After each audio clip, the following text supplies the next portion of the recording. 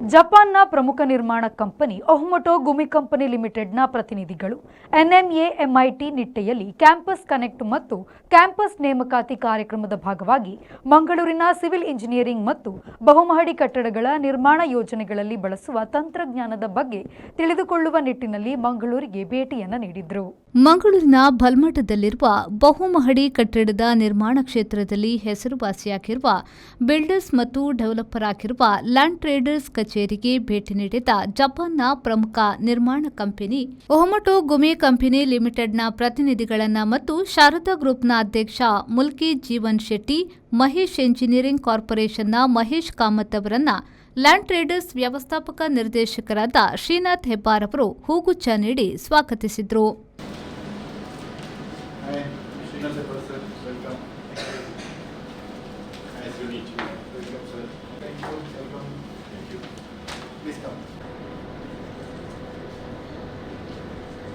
ನಂತರ ನಡೆದ ಸಭೆಯಲ್ಲಿ ಜಪಾನ್ನ ಪ್ರತಿನಿಧಿಗಳೊಂದಿಗೆ ಚರ್ಚೆ ನಡೆಸಿ ತಮ್ಮ ಕಂಪನಿಗಳ ಪರಿಣತಿಯನ್ನ ವಿನಿಮಯ ಮಾಡಿಕೊಂಡರು.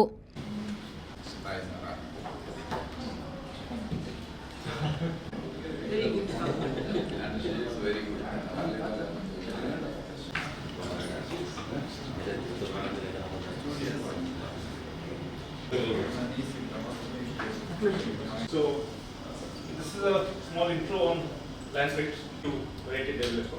So, CRISIL is basically a financial rating company which basically talks about how financially strong the organization is in delivering projects on time.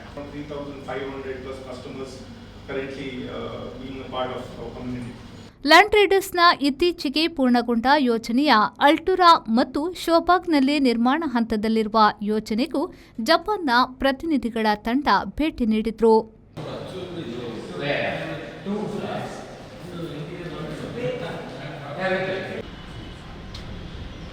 Land traders ನವನಿರ್ಮಾಣದಲ್ಲಿ ಜಾರಿಗೆ ತಂದ ಇತ್ತೀಚಿನ ತಂತ್ರಜ್ಞಾನದಿಂದ ತಂಡವು ತುಂಬಾ ಪ್ರಭಾವಿತವಾಯಿತು.